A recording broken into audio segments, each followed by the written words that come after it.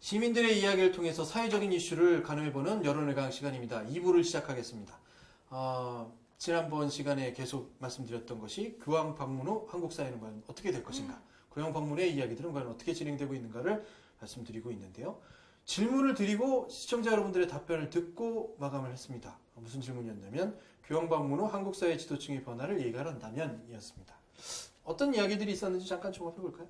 네, 이제 변화가 이제 필요하다, 변할 것 같다는 분들이 있었습니다. 이분들은 많이 이제 품어줄 것 같다, 그리고 국민을 위해서 정책적으로 힘써줄 것 같다 하셨고요. 변화를 기대하지 않는 분도 계셨습니다. 이분 같은 경우에는 기득권이 흔들릴 것 같은 느낌은 들지 않는다고 하셨습니다. 그리고 좀 더 서민을 위한 자세로 바뀌지 않을까 합니다 라고 조심스럽게 말씀해 주신 분도 계셨고요. 별로 바뀌지 않을 것 같다는 분들이 좀 많았던 것 같아요. 남의 탓을 하는 경향이 있어서 사회 전반적인 분위기가 그 남의 탓을 하는 경향이 남아있다라는 분이 계셨고요. 서로 이해하고 포용하는 자세가 필요하다, 이렇게 필요성을 제시해 주신 분도 계셨습니다. 이분은 종교 지도자와 사회 지도층들이 낮은 자세를 취하고 어렵고 힘든 위치의 사람들을 보듬어줄 수 있는 의무를 다해야 한다고 하셨습니다. 전체적으로 조금 변화를 기대하지 않는 분도 있었고요. 변화를 한다면은 좀 낮은 곳을 살펴달라, 이런 분들이 많았던 것 같습니다. 정치에게 기대하는 부분에 변화가 있을 것이냐라는 측면인데 좀 비율로 살펴보겠습니다.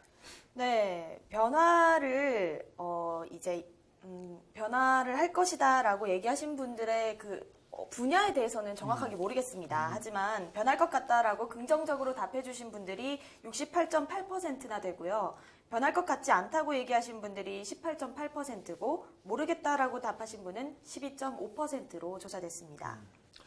40대, 50대, 60대 어르신들은 벌써 이런 감성적인 부분의 변화가 충분히 있을 것 같다. 그리고 정치인들이 좀 이번 상황을 통해서 좀 많은 것을 느꼈을 것 같다라고 예측하시는 것 같습니다. 인지상정이라고 생각하시는 거겠죠? 사람이라면, 그렇죠?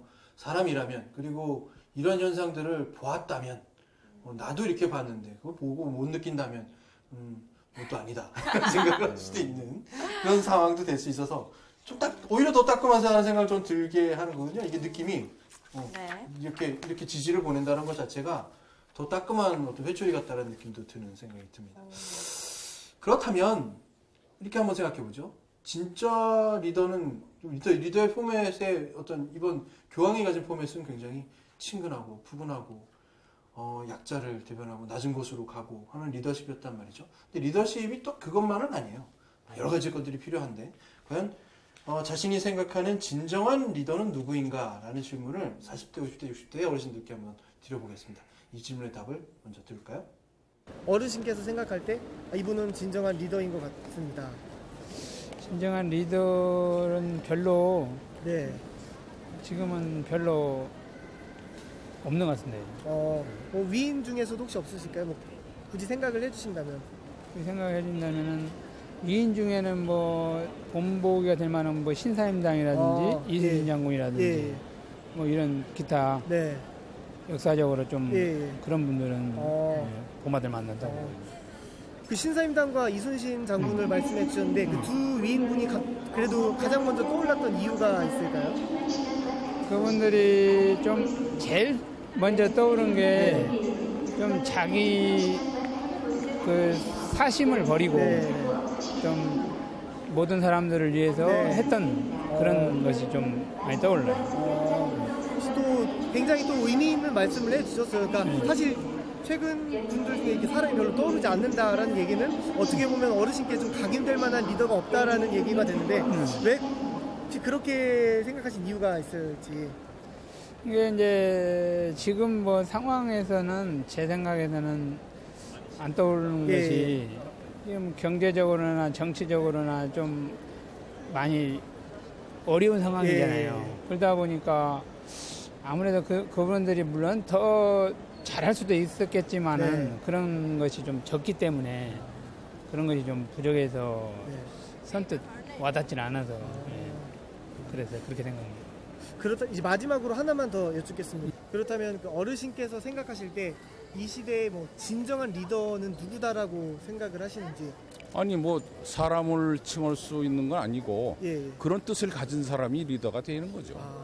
혹시 그럼 뭐 위인부터 최근에 활동하시고 있는 뭐 여러 사람들 중에 그래도 뭐 이분 정도면 그래도 리더라고 칭할 수 있지 않을까? 오늘 근세에서 얘기하고 싶진 않고 예, 그건 예. 뭐 칼라가 예, 예. 되는 거니까. 네, 네. 과거로 보면 우리 뭐 안중근 선생 의사 같은 분은 뭐 예. 정말 정말 존경하고 추앙받아야 마땅한 분이죠. 그 이유를 조금 여쭤볼 수 있을까요? 그분은 그 의협심만 있는 게 아니고 국가를 예. 건지겠다는 의협심만 있는 게 아니고 네. 그런 의협심 갖고 행동하시는 분들은 여러 의사들이 선생들이 많으시죠. 예. 그렇지만 그분은 학문도 높고 예. 철학이 있고 예. 뭐 그런 점이 아주 남다르죠. 약관의 예. 젊은 나이시에 네. 그 학문이나 교육에 대한 열정이라든지 이런 것은 정말 정말 훌륭한 국가 지도자죠. 그분이 더 오래 사셨어갖고 좀 훌륭한 지도자로 예. 더 몫을 했어야 되는데 네. 그렇지 못한 게 안타깝죠. 이 시대에 아니면 본인께서 생각하시는 진정한 리더는 누구라고 생각을 하시는지 뭐 위인부터 생각을 해서 최근에 활동하신 분 모두 상관없습니다. 글쎄요, 진정한 리더 제가 특별히 생각나시는 분은 없고요. 예, 저는 리더라기보다는 저는 우리나라나 외국에 구호단체 활동 많이 하시는 그런 선교단체라든지 그런 구호단체 되게 긍정적으로 되게 감사하게 생각하고 있거든요. 예를 들면 월드비전 같은 단체도 그렇고 그래서 그런 곳을 개인적인 리더보다도 저는 더 크게 생각하고 그런 부분이 많이 이렇게 확장돼서 활동을 해야 된다고 생각을 그게 진정하게 낫고 힘든 사람들을 위해서 이 사회가 바뀌면서 서로 나누면서 살 수 있는 세상이 되지 않을까 싶은 생각이 드네요. 어르신께서 뭐 진정한 지도자 어떤 분이 이 시대의 진정한 지도자라고 생각을 하세요? 뭐 위인분들도 괜찮고 현재 활동하시는 분들도 괜찮고 이분은 어르신께 있어서는 정말 지도자였다.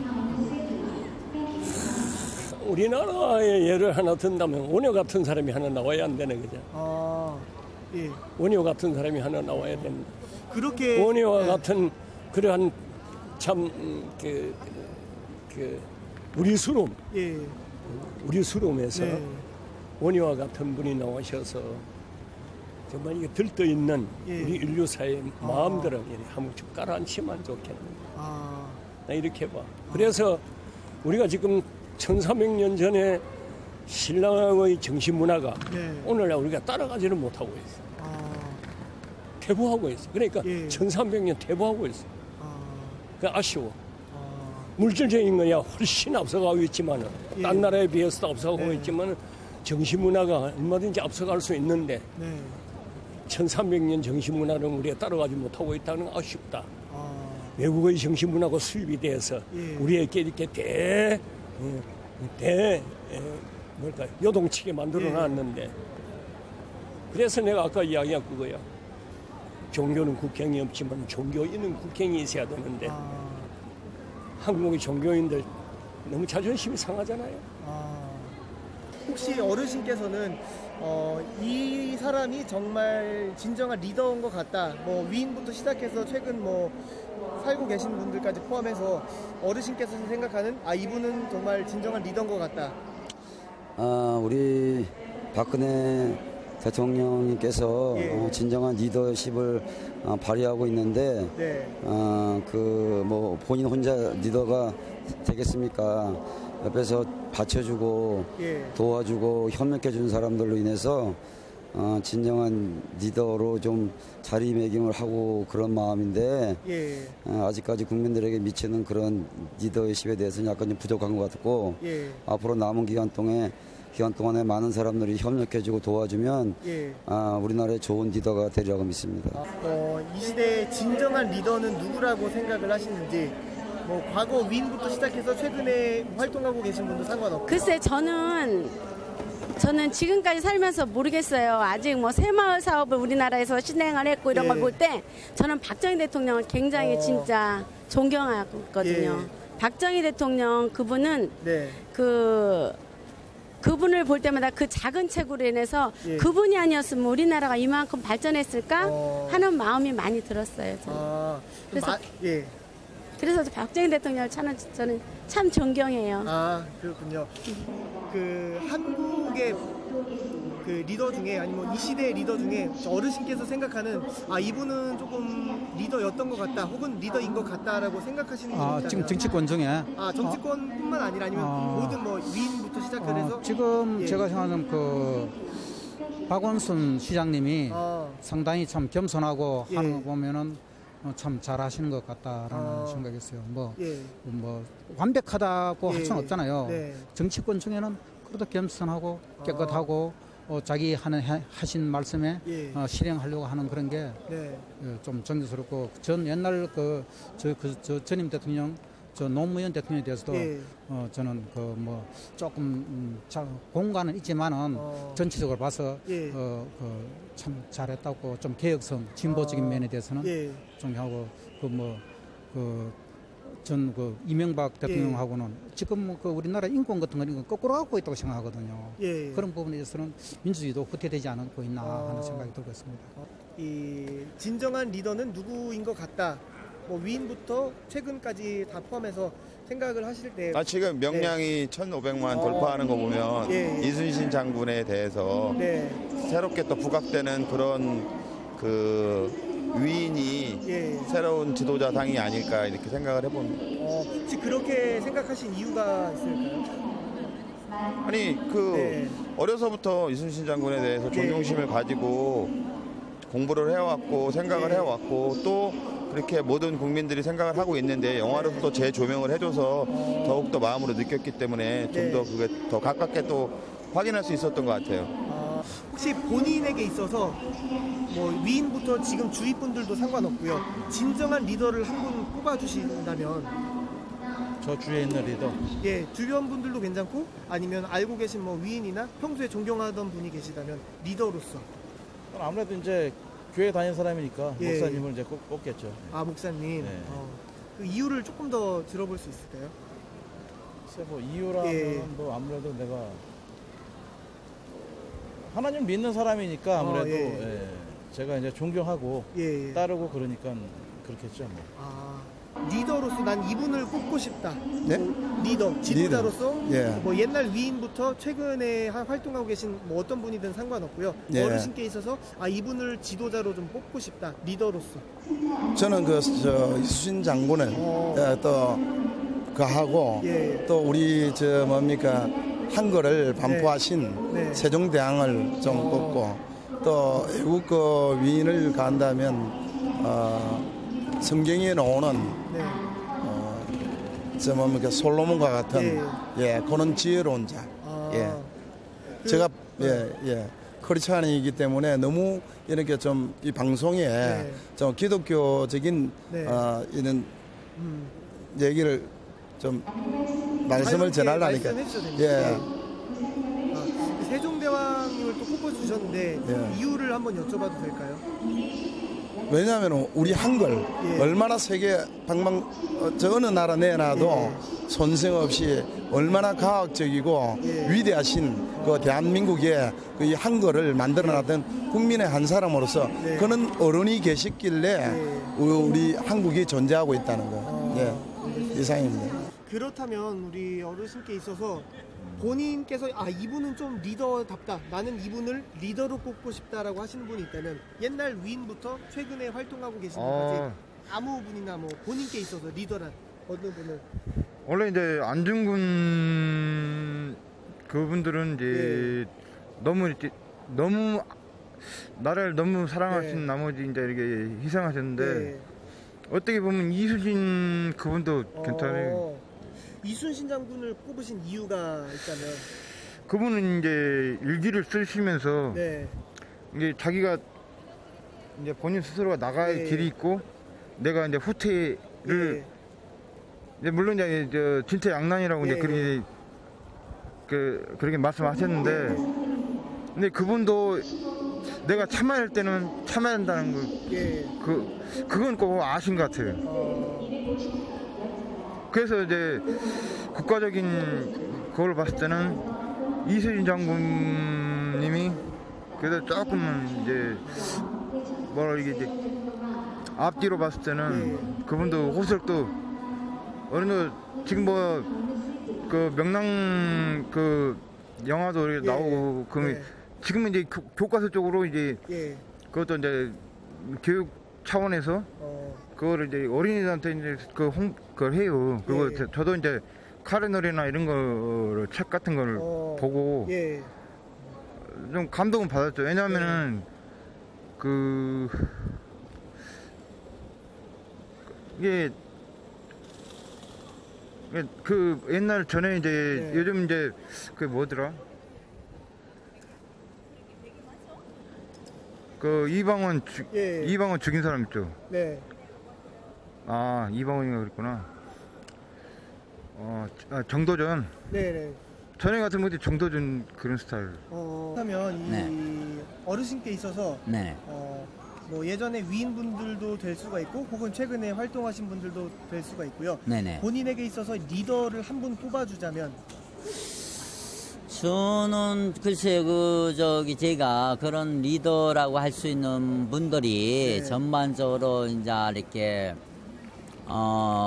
제가 뭐 직접 그분들을 만나본 것도 아니고 그러나 이제 제가 알고 있는 상황에서는 꼭 정치인이 아니더라도 저는 뭐 이렇게 그 꽃동네 그 옹진 신부님 같은 분들 그다음에 뭐 돌아가셨지만 그 유한 양행의 그런 그 돌아가신 그 회장님 같은 분들 그러니까 어떤 그런 분들 그런데 일반 국회의원이라든가 이런 사람들은 가족들이 대부분 직계로서 그 아들 딸들도 결과적으로 그 정치 일선을 해서 너무나 이제 쉽게 그런 길을 가게 되니까 그것이 뭐 어떤 리더의 어떤 자격이 있어서라기보다는 어떤 그런 뭐랄까 정치 사회에서 보면은 그 하나의 그 병폐라고 볼 수가 있겠죠. 그래서 뭐 저는 뭐 개인적으로 뭐 꼭 정치하는 사람들의 리더라든가 누구를 꼭 뭐 한두 명 개인으로 지목할 수는 없습니다만은 그냥 개인적으로는 그냥 뭐 그 아까 말씀드렸던 뭐 꽃동네 옹준 신부님 같은 분들 그런 그분을 저는 참 존경을 합니다. 그런 분들의 말씀에 우리가 사회 지도자층들이 많은 귀를 기울여야 되지 않을까 그 생각은 하고 있습니다. 뭐 꼭 그것이 뭐 정치적이든 비정치적이든 간에 한 나라에 있어서 말이죠. 어떤 국민들의 모든 국민들의 생활에 더 직접적으로 영향을 끼칠 수도 있지 않을까 그런 생각을 하고 싶죠. 그럼 마지막으로 자, 40대, 50대, 60대의 프란치스코 교황 방한 이후의 사회 현상에 대한 이야기들을 들어보고 있습니다. 자신이 생각하는 진정한 리더는 누구인가에 대한 질문을 방금 전에 드렸고요. 프란치스코 교황으로 인해서 생각해본 리더는 과연 어떤 분들인지 들어보는 시간 갖겠습니다. 자, 어떤 분들을 얘기했나요? 네, 이제 자신이 생각하는 진정한 리더를 말씀해 주셨습니다. 네, 교황이 이제 다녀왔으니까 교황님을 해주신 분이 계셨는데요. 이분은 이제 어려운 사람을 위해서 실천하는 모습이 진정한 리더다라고 하셨습니다.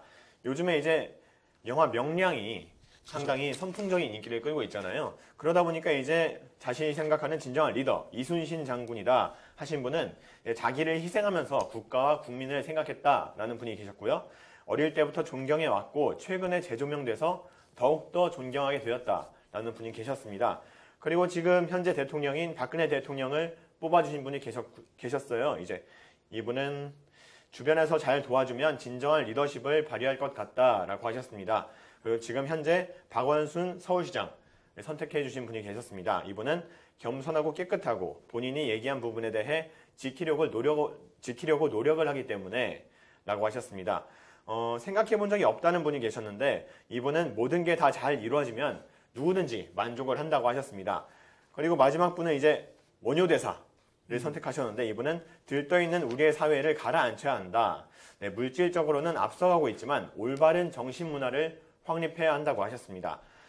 이제 많은 분들이 요즘에 교황 그리고 이순신 이런 게 열풍이기 때문에 이 두 분을 많이 선택을 한 것 같아요. 네, 그리고 이제 어려운 사람을 위해서 실천하는 모습, 그리고 자신을 버리고 이제 국가와 국민을 위해서 희생하는 모습을 많이 선택해 주신 걸로 보입니다. 진정한 리더 누구라고 생각하나요? 누구부터 하자고요? 생각해 본 적 있어요? 진정한 리더는 저는 딱 누구라고 말하지 못하지만 이런 사람. 네, 딱 누구라고는 얘기는 못하지만요. 진정한 리더가 제가 보기에는 국민과 국가를 위해서 이렇게 자신을 내려놓는 사람도 필요하지만요. 이제 대외적으로 네, 우리나라를 더 강하게 지킬 수 있는 네, 그런 사람도 같이 필요하다고 생각을 합니다. 어느 한쪽에 치중돼서는 진정한 리더라고는 네, 생각할 수가 없는 것 같아요. 한쪽에 치중돼서는. 네. 저는 이제 세계화된 시대인 만큼 반기문 사무총장님, 네, 저는 개인적으로 진정한 리더라고 생각합니다. 그분이 보여주신 외교 능력이라던가 또 저희 나라가 그렇게 큰 나라는 아니지 않습니까? 그럼에도 불구하고 유엔이라는 큰 그런 아주 세계적으로 막강한 집단에서 또 한 번 더 되시고 그거는 전 세계적으로 좀 리더십에 대해서 인정받았다고 보거든요. 네. 그 리더는 눈에 보여야 리더죠. 그렇죠. 중요한 거죠. 제가 논하는 거는 리더는 과연 리더가 되느냐, 만들어지느냐, 등장하느냐, 탄생하느냐 이런 것들일 수 있거든요. 프란치스코 교황이 돋보이게 된 것은 교황이기 때문에 돋보이는 것이긴 맞죠. 그렇죠. 교황으로서의 리더십인 거죠. 네. 그러니까 어떤 역할을 맡고 있느냐에 따라서 그 사람의 가지고 있는 품성과 기타의 것들, 가치관이 리더로서의 가치관으로 발현되는 것이기 때문에 근데 리더가 된다는 것 자체가 세습되지 않은 이상 그렇죠? 누군가로부터 위임받는 거잖아요. 네. 네. 특히나 우리의 정치제도는 그 위임을 세게 하죠. 직접 선거를 하니까. 위임을 아주 정확하게 하고 그런데 그 위임을 정확하게 받았음에도 불구하고 리더가 안 되는 거는 뭐냐는 거죠. 그렇다면 그 사람의 가치관이 잘못되어 있는 거고 가치관이 잘못되어 있는 사람을 선택한 거죠. 네. 그죠? 그렇다면 책임이 공동 책임으로 확 넘어가거든요. 우리 사회 리더의 중요한 점은 리더만 바라는 것이 아니라 리더가 될 수 있는 시스템이 제대로 되어 있느냐 라는 것까지 갈 수 있어요. 근데 그 시스템이 너무 명확해요. 선출하니까. 그렇죠? 그 지역 사람들이 다 모여서 선출해요. 근데 그 선출이 매번 왜 이렇게 잘못되느냐 라는 것으로 물어지는 거죠. 근데 그 선출 과정이 완벽하게 정말 깨끗하다고 볼 수 없기 때문인 것 같아요. 선출 과정이 잘못되어 있다. 네, 그 시스템적으로 뭐. 그 얘기는 상당히 좀 얘기하자면 너무 위험한가요? 죄송합니다. 선거 자체에 무슨 부정과 네, 아닌가요? 이럴 네. 수도 있다는 얘기인데. 물론 가능성 아예 배제할 수 없죠. 세상은 가능성이 있으니까 완벽한 시스템은 또 없을 수도 있고. 그렇지만 우리가 가지고 있는 저 통념적인 부분을 제가 좀 말씀드린 건데 통념적으로 우리는 리더를 선출해요. 선출도 말하자면 투표권을 가진 사람들이 모두 달라붙어서 거의 이번 선거 저번 지난번 선거 얼마나 치열하게 합니까? 그 치열한 선거를 치르면서 가고 있는데 그렇다면 무엇이 잘못돼서? 라는 생각을 할 수 있는 거죠. 그리고 잘못된 인성의 사람인가? 잘못된 가치관을 가지고 있나? 솔직히 개인적으로 만나봤을 때 이분의 가치관이나 인성이 매우 삐뚤어졌다고 보기도 좀 어려워요. 그런데 뭔가 일이 진행될 땐 잘못되는 거죠. 그 집단화되는 거죠. 당이라는 거. 모임, 무리 이런 곳에서 선택되는 것들이 좀 다르다는 거. 또 하나 지금 말씀하신 것처럼 많은 분들이 자기를 희생하면서 국가와 국민을 위해서 희생의 가치를 굉장히 많이 요구하고 있거든요. 네. 우리 국회의원들이나 혹은 정치 지도자들이 희생을 하고 있나? 의문점에서 단언코 많은 분들이 희생은 희생 자기들끼리끼리 라는 말씀을 참 많이 하신다는 거죠. 40대, 50대, 60대 특히. 우리를 위해서 희생해주는 정치인들 본 적이 별로 없다라는 거예요. 네. 희생의 가치를 선거의 선출에는 안 넣는 부분이 맞나요? 아니요. 저는 그렇게 생각하거든요. 선출 과정에 당신은 우리를 위해서 얼마나 희생할 거요? 라고 질문한 사람이 별로 없어요. 정책이 무엇이요? 그렇죠? 네. 정책이 무엇이고 우리를 위해서 얼마나 많은 베네핏을 줄 거냐. 그러니까 굉장히 이득과 실익에 대한 측면으로 얘기하지. 그런 이유로 선거를 치러놓고 나서 이분들한테 왜 당신들은 희생하지 않아? 라고 묻는다는 거죠. 그럼 결국에는 사회 지도층도 이제 이익을 바라고 있지만 우리들도 우리한테 떨어지는 이익을 선거 때는 바라고 있는 그렇지 걸지 않나요? 모르겠습니까? 매니페스토라는 것을 계속 강의하고 또 때로는 저 사람의 도덕성이 어때요? 라고 하면 흑색선전하지 말라고 하고 그렇죠? 도덕성을 논하는 것 자체가 흑색선전화되어 있는 경우도 있어요. 그렇죠. 그렇죠? 저 사람의 도덕성 그리고 또 이런 게 있죠. 저 사람은 자신은 뭐 소수를 위해서 일한다고 하는 사람이 집이 몇 채예요. 뭐 이런 것들로 논점이 삼아지죠. 그죠? 굉장히 중요한 논점이에요. 이율 배반을 논해야 되는데 그때는 뭐 저 사람 정책을 봐라. 그리고 무엇이 제시되면 명확하게 해석하지 않아요. 설명하지 않아요. 그게 선거의 이슈가 되지 않아요. 제가 보기에. 네, 저는 또 다르게 생각을 하는 게 국민들이 이제 비판을 하고 이 위에서도 이제 당 내에서도 서로를 비판하고 그러지 않습니까? 그렇기 때문에 이 당에 있는 사람들도 다 사람이다 보니까 자기 자신을 살고 싶어하는 그런 생각은 가지고 있기 때문에 조금 자신을 감추려고 이제 시도를 하는 것 같아요. 자신을 조금이라도 감춰서 자신을 살아남아야겠다. 좀 희생보다는 다른 사람들이 다 비판하고 다 이제 서로 이제 장점을 칭찬해주기보다는 다 이 사람은 뭐가 잘못됐다, 이 사람은 뭐가 잘못됐고, 이 사람은 뭐가 안 돼, 이런 식으로 얘기를 많이 하다 보니까 조금이라도 내 자신을 살기 위해서 자신들도 이렇게 보호를 하기 위해서 신경을 못 쓰지 않나. 그 부분인 것 같아요. 참. 그리고 이거 결과를 봐도 지금 정치가가 18.8%로 가장 그 진정한 리더라고 생각하지 않는 걸로 나왔거든요. 다른 거에 비해서. 그런 걸 봤을 때는 이 위인이라던가 뭐 기타에는 교황이나 구호단체도 포함이 되어 있잖아요. 이렇게 자기 희생 정신 혹은 뭐 이익에 상관없이 일을 하시는 분들을 좋아하긴 하지만 국민들이 워낙 희생을 하는 그런 정치인들을 본 기억이 없는 거예요. 그러다 보니까 그나마 그냥 도덕성, 정책, 실익과 관련된 부분이라도 나한테 좀 맞는 사람을 고르려고 희생 정신까지 요구할 단계에 못 이른 거죠. 근데 사실 좀 역발상을 해서 바로 처음부터 희생을 할 수 있는 정치인을 뽑으려는 자세가 있었다면 오히려 말씀하신 대로 더 좀 한 걸음 나갈 수 있지 않을까 그런 생각이 듭니다. 제가 말씀드리는 거에 아마 의문이 드신 분들이 계실 거예요. 불편하게 느끼신 분들 이런 걸 거죠. 종교 지도자와 정치 지도자가 같아? 종교가 가진 가치와 정치가 가진 가치가 같아?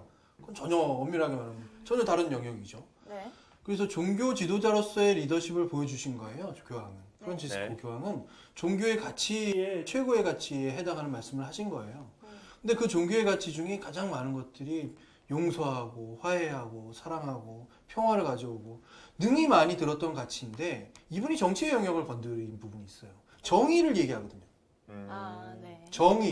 정의는 정치의 영역이에요. 어떻게 보면 제가 생각하기에 물론 종교에서도 완전 정의가 없다. 그건 아니에요. 물론 있어요. 근데 지금까지의 일반화된 어떤 것을 보면 제 생각하기에 제 생각이 틀릴 수도 있습니다만 이제까지 종교는 정의를 이야기하기보다는 용서, 화해, 화합, 평화 많은 부분이었어요. 그 말씀을 더 많이 하시긴 해요. 하지만 그 중에 정의라는 것이 있어요. 그래서 낮은 것을 얘기하는 거예요. 이분들 또 자본주의를 비판하는 거예요. 이건 정의가 아니다. 훨씬 많은 사람들이 죽는다. 이것 때문에. 정말 엄청난 살인이다. 라고 규정하는 건 정의의 영역인 거죠. 그렇다면 정치인들에게 있어서 종교의 영역을 얘기하면 안 되느냐 라는 측면으로 넘어가는 거예요. 우리가. 그러니까 종교의 영역인 방금 말씀하신 사랑과 평화와 박애와 또 권위를 내려놓는 이런 희생 오늘 이 가치에서 많은 분들이 정치 지도자들한테도 희생이라는 걸 얘기할 수 있다는 거죠. 당신들은 희생해 봤느냐? 좀 어디까지 해봤느냐? 어느 정도까지 우리를 이해해봤느냐? 응? 근데 중요한 거는 이것이 다음 선거까지 남아있어야 된다는 거예요. 제 말씀은. 그렇죠. 이 가치가 다음 선거 때도 가치로 남아있어야 된다. 정치인들을 평가하는 가치로. 그렇죠? 근데 이게 그냥 교황님이 이런 타도를 던졌으니 그래. 그렇고 정의하지 않고 제가 논점에 불을 붙이는 겁니다. 그러니까 이런 논점이 있어야 된다고 말씀을 드리는 거고요. 이게 지속돼야 돼요. 그게 우리 사회의 가치로 발현되고 남아있는 거라고 생각이 드는데 흔히 말하는 아까 말씀드린 냄비처럼 이런 비판처럼 우리가 그냥 좋았다. 얼마나 꿈 같은 순간이었나. 우리는 왜 저러지 못할까. 역으로 자괴감, 자기 비판, 파면 이런 것만 생각하게 되면 또 이게 무슨 효과냐는 거죠. 별로 긍정적이지 않은 측면으로 갈 수도 있다. 많은 분들이 흔히 말해서 정치 지도자들도 교황께 감사한다. 고맙다. 그 고마움이 뭐냐는 거죠. 우리가 해주지 못한 일을 해서 고맙다? 그러면 사실 비판받아야 된다고 생각해요. 정치도자로서. 그거는 잘못된 시각이다. 무엇이 과연 고마우냐? 우리도 이런 마음을 가지고 있는데 그 가치를 좀 나타나 주셔서 저도 정말 열심히 하겠습니다. 그러니 정말 감사합니다. 이게 좋은 것 같은데 그 고맙다는 말이 종교 지도자로서 한국을 방문해서 따뜻한 말씀 해주셔서 우리 국민들을 치유해 주셔서 정말 감사합니다. 저는 욕을 바가지로 먹어야 된다는 생각을 하는 거죠. 그 시각이 얼마나 삐뚤어졌냐라는 말씀을 드리는 겁니다. 나 대신 그렇죠? 정말 잘못된 거 아니에요? 네. 이거는 이제 다음 선거 때 가보면 알 것 같아요. 그렇죠. 또 이제 공약을 자신을 희생하겠다. 이런 분이 나올지, 그리고 그 희생하겠다고 하신 분이 나왔을 때 국민분들이 과연 그분을 뽑을지. 그게 중요하다는 거죠. 네. 근데 다음 선거가 꽤 많이 남았어요. 너무 많이 남았어. 많이 남았는데 교황님이 너무 일찍 다녀가신 걸 수도 있어요. 한번 근데 일찍 다녀가셨다? 그건 아닌 것 같아요. 지금 이 순간이 너무 중요해서 너무 힘들고 고통스러웠어요. 대한민국인들에게는. 굉장히 큰 역할을 하고 가신 거는 맞는데 그 가운데 긍정적이고 따뜻한 측면이 있다면 우리에게 굉장히 아픈 것도 있다라는 것을 더 심장을 막 쿡 찌르는 듯한 우리의 잘못된 측면들을 확 지적하고 간 듯한 그런 것들을 느껴야 된다는 것을 조금 제 나름대로 입장에서 좀 생각했던 겁니다. 다른 질문들 좀 넘어가 보겠습니다. 오늘따라 하실 말씀이 굉장히 알았어요. 많은가 봐요. 올바른 사회 지도층으로서 갖춰야 할 덕목까지 갔습니다. 제가 지금 자꾸 이제 앞서가는 것 같은데 요 말씀드려요. 진짜 덕목이 뭐냐. 우리 국민들이 어떻게 느끼고 계시느냐. 40대, 50대, 60대 어르신들이 어떻게 느끼고 계신지 들어보겠습니다. 그렇다면 이제 리더로서 리더가 갖추어야 할 덕목이 있다면 어떤 게 있을 거라고 생각을 하시는지. 리더가 가장 갖춰야 될 덕목으로는 그래도 널리 좀 여러 사람들이 좀 골고루 좀 혜택을 볼 수 있는 그런 생각을 가지고 모든 일을 행했을 때 가장 그게 도움이 될 것 같다고 생각합니다. 모든 사람이 혜택을 입게끔 해야 하는 그런 역량을 또 말씀을 해주셨는데 그렇게 생각하신 이유 요것만 더 여쭙겠습니다. 그 이유는 뭐 저만뿐만 아니고 모든 사람들이 어려운 사람들이 좀 적고 또 좀 골고루 혜택을 보는 게 그게 가장 평범한 진리라고 생각해요. 그래서 그렇게 생각합니다. 바쁘신데 이렇게 인터뷰 응해주셔서 감사드립니다. 좋은 하루 되시고요, 어르신. 감사합니다, 어르신. 네, 잘가십시오. 이제 마지막으로 어르신께서 생각할 때 그 리더란 어떠한 덕목을 갖춰야 한다라고 생각을 하시는지. 리더는 안 먹어도 배불러야 돼요. 정신 자세가. 이를테면 뭐 국가 원수가 됐으면 그 사람은 안 먹어도 그거 얼마나 배불러요. 그죠? 그러니까 우리 사회에 명예라는 것이 없는 사회거든. 외국의 뭐 선진국은 그 명예 생명을 바치고 그러는데 우리는 명예심이 없는 것 같아요. 그러니까 진정한 명예 그런 것이 있는 지도자가 필요하죠. 리더가 갖추어야 할 덕목. 리더가 갖춰야 할 덕목 생각해보지는 않았는데 일단 나 자신보다는 남을 생각할 수 있는 그런 마음? 네, 그게 가장 필요하지 않을까 싶네요. 네. 그렇게 생각하신 이유만 여쭙겠습니다. 실질적으로는 국민들이나 우리 주변 사람들을 위해서 활동하거나 뽑아달라고 하지만 실질적으로 당선이 되거나 정치에 참여해서 살아가는 모습은 정작 본인 자신의 명예나 권력을 위해서 자꾸 바뀌어가고 있다는 그런 생각이 많이 들기 때문에 지도자라면 어떠한 덕목을 갖춰야 된다고 생각하시는지. 자기 버릴 줄 알아야지. 자기를 버릴 줄 알아야 된다. 진정 자기를 버릴 줄 알아야. 우리 이거 금시초과는 아무것도 없잖아요. 아무것도 없잖아요. 그렇잖아요. 그런데 얘를 움켜쥐고 이거 하나 움켜쥐고 죽으면 끝나버려. 정말 죽고 나면은 금시 지수 앞으로 돌아가 버려. 자연은 돌아가 버리잖아요. 그런데 그게 지 것이라고 움켜쥐고 있는 거라. 그거 한 80년 동안에 자기 좀 버렸으면 좋겠어. 진정으로 크게 버리면은 크게 자기를 찾을 수 있을 것인데 하는 아쉬움이 있어. 아. 그게 우리나라의 정신 문화야. 그럼 마지막으로 그 리더에 대해서 지금 현 대통령님을 꼽아주셨는데 리더라면 갖추어야 할 덕목이 어떤 게 있으실지.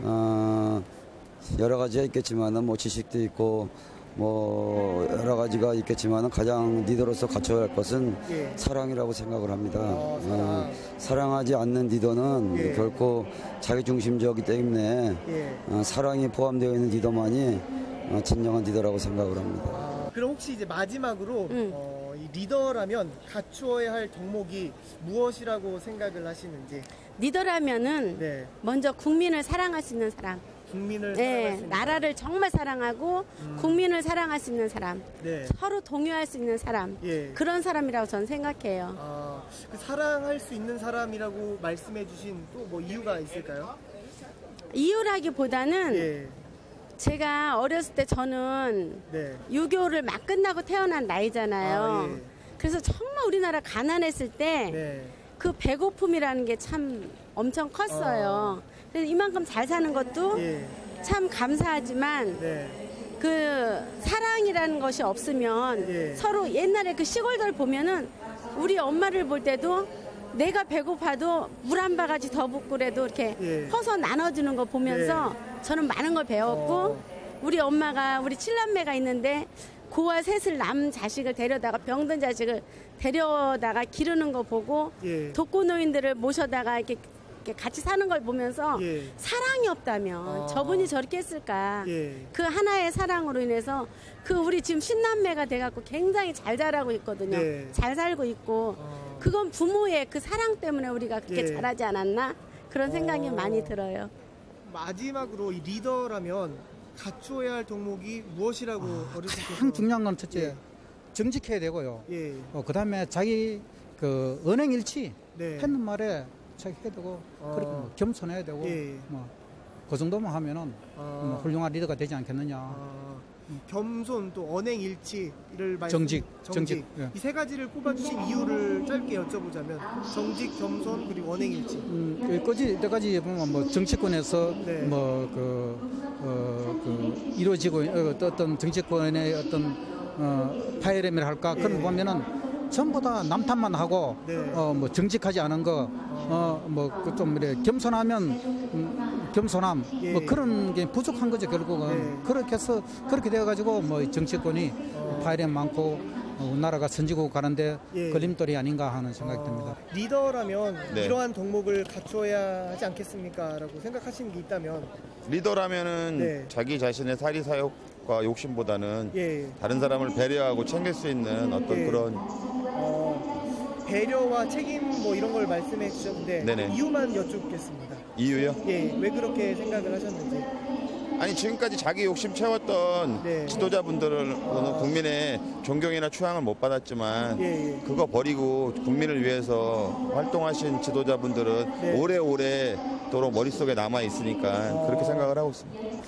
마지막으로 리더로서의 덕목 하나만 여쭙고 마치겠습니다.